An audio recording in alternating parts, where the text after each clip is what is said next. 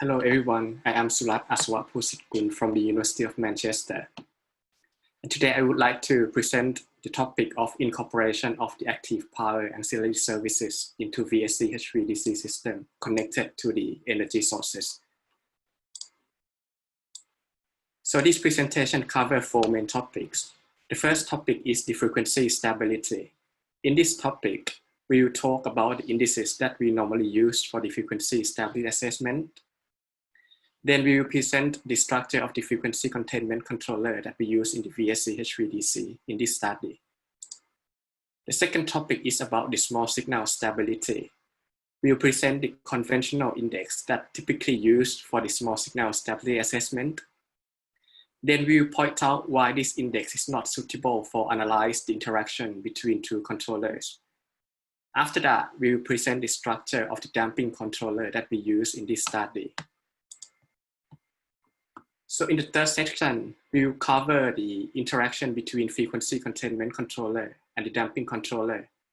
In this section, we will investigate causes of the interaction and the impacts of the interactions on the frequency and the small signal stability. In the final section, we will propose the mitigation method to reduce the interaction between two controllers. And we will show the improvement in the performance of the VSC-HVDC. Okay, let's start with the frequency stability. In normal operating conditions, the system frequency fluctuates within the acceptable operating frequency band. So there is no action needed from the frequency containment service during this period. In case of having a severe disturbance, for example, a loss of generation, there will be a severe frequency excursion following this disturbance. Therefore, the aim of the frequency containment service is to limit this frequency excursion within the acceptable range. So there are two indices widely used for the frequency stability assessment. The first one is the rate of change of frequency, or roll curve. The roll curve is measured from the slope of the frequency following the disturbance. The second index is the frequency nadir. Frequency nadir is the minimum frequency happening following a disturbance. So here is the structure of the frequency containment service controller, or FCS controller, that we use in the VSC-HVDC in this study. So as presented, there are two main components in this controller. The first component is the deadband. The deadband is used to specify the acceptable operating frequency band. Therefore, the FCS controller is deactivated when the frequency is fluctuated within the frequency range defined in the deadband. So the second component is the proportional gain. This gain is used to provide active power support to the network. So the small signal stability is related to the system stability following a small disturbance. This small disturbance causes the mismatch between the mechanical and electrical power, resulting in the rotor speed deviations among the synchronous machines. Conventionally, we use the technique called modal analysis to analyze the small signal stability. Here is the example of the eigenvalue plot in the modal analysis. The index that we normally use for the small signal stability assessment is the damping ratio, which is shown here. However, there are some limitations of using the modal analysis to study interaction in this research. Since the FCS controller is deactivated during the small disturbance because of the deadband, we cannot see the impact of the FCS controller in the eigenvalue results as presented in this plot. So a large disturbance can be used to excite the oscillation in the system. As presented in this plot, different oscillatory modes in the modal analysis will have different responses in the time domain simulations. Therefore, instead of using the modal analysis in the small signal stability, the oscillation is excited by using a large disturbance. The time domain simulation is then used to investigate the oscillatory stability. By using a large disturbance, we can see the response from both FCS and the POD controller. Here is the structure of the POD controllers that we use in this study. The first component is the watch-out or high-pass filter. This component is used to block the low-frequency component in the input signal. The second component is the low-pass filter. The low-pass filter is used to block the high-frequency component contained in the input signal. And also, it's used to reduce the interaction with the torsional mode. The lead lag compensation block is used to provide the phase compensation between the input and the output signals of the damping controller.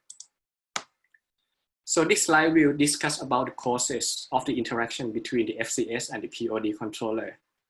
This table shows the time frame of interest of the frequency and the oscillatory stability.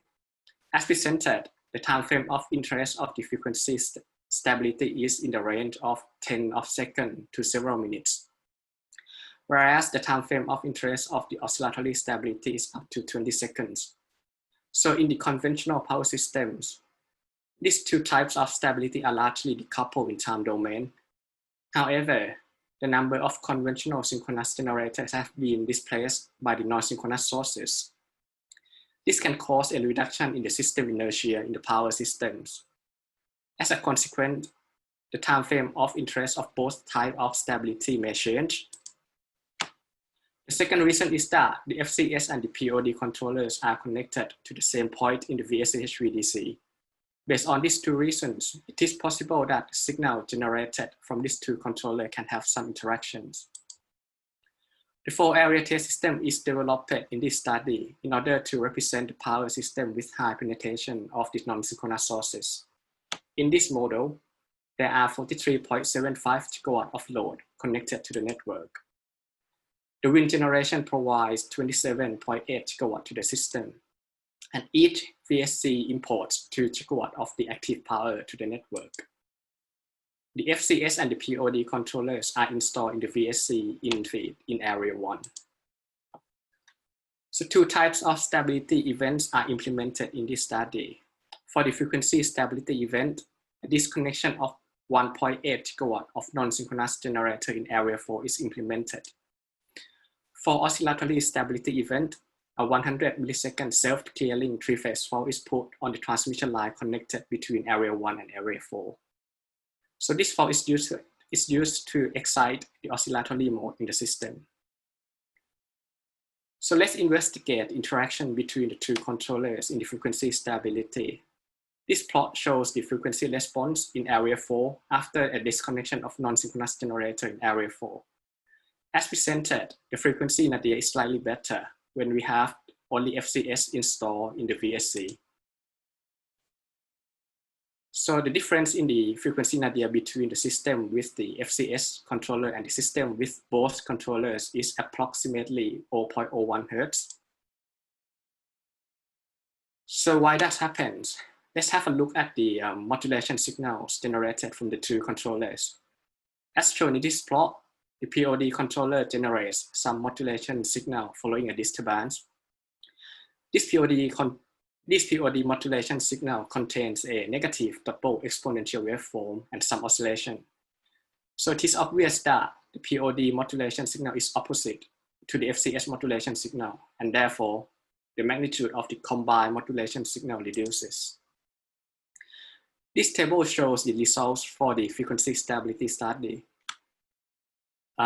It is clear that the low curve is getting worse when the FCS and the controller are installed at the same time. The difference in low curve between the system with only FCS and the system with both controllers is 0.093 Hz per second. The similar pattern can be found in the frequency nadir as well. The system with both FCS and POD controller has 0.01 Hz lower in the frequency nadir compared to the system with only FCS controller. Two more test cases are generated in order to investigate the impact of the system inertia. Test case 2 is the 20% reduction in system inertia compared to today's test case 1.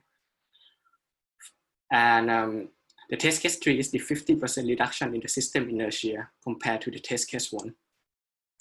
The results show that a decreasing in the system inertia, the difference in the frequency stability indices are getting larger and larger. Okay, let's move to the impact of the controller interactions on the oscillatory stability. The plot here shows the active power responses at the line connected between area 1 and area 4 following a disturbance. The result shows that the oscillation is damped out quicker when we have only the POD controller installed. This plot shows the modulation signal from the POD and the FCS controllers. As presented, the FCS controller also generates some modulation signal in order to active power control in the VSC-HVDC. So when we zoom into this plot, it is obvious that the FCS and the POD modulation signals are not in phase between each other.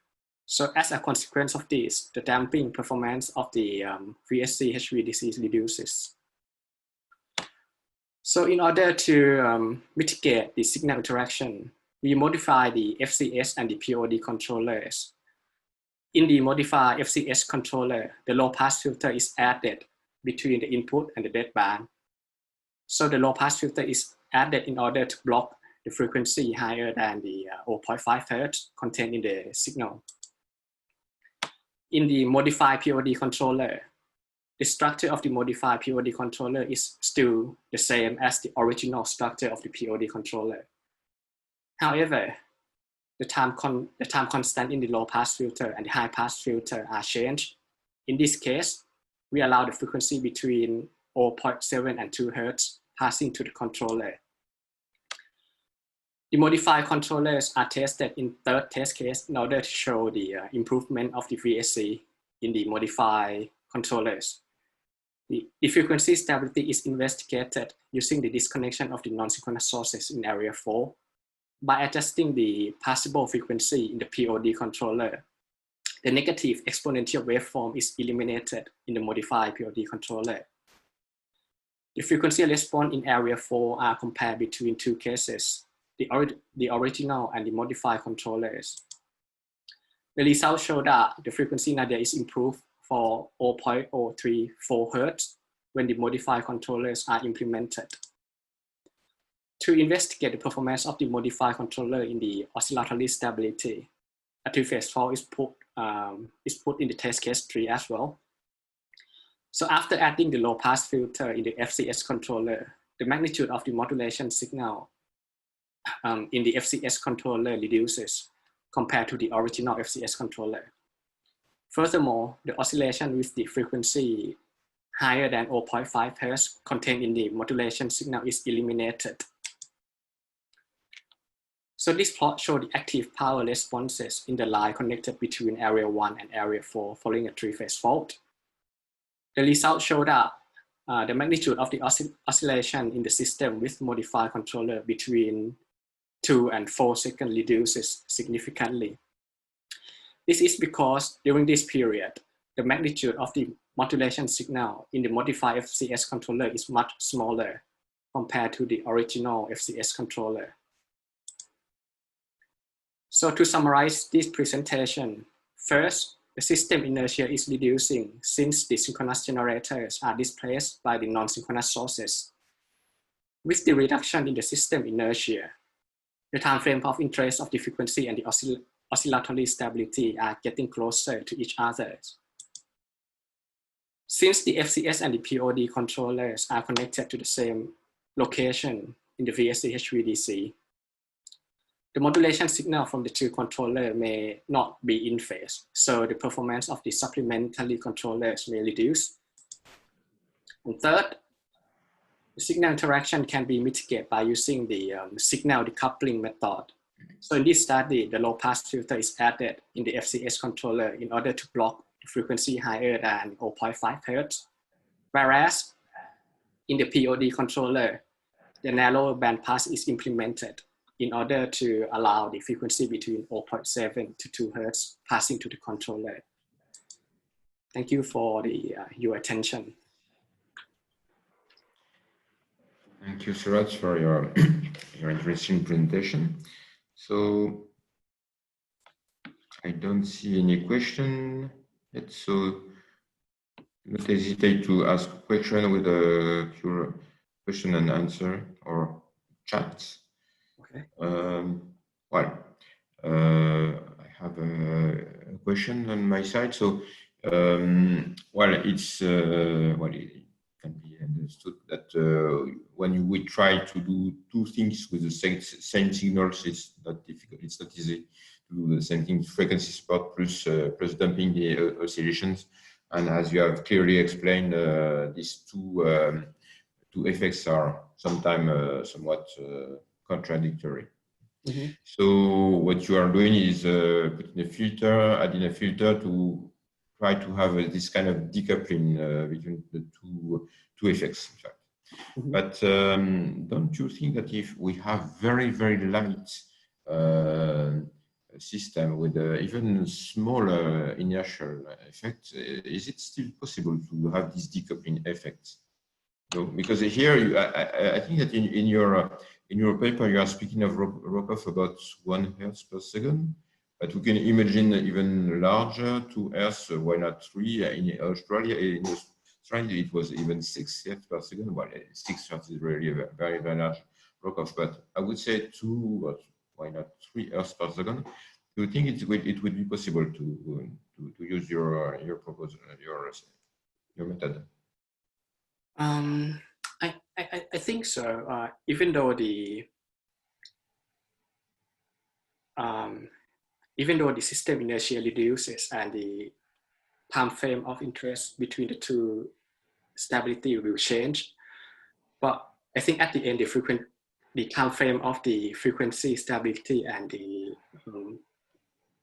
small signal stability will have some different anyway. So you can choose. You can still use the filter to decoupling. You know, the risk is that if you apply a too strong low filter on a very light system, maybe you will increase the nadir. Mm-hmm. Because the frequency support will be slower. Mm-hmm. This may be I see a question.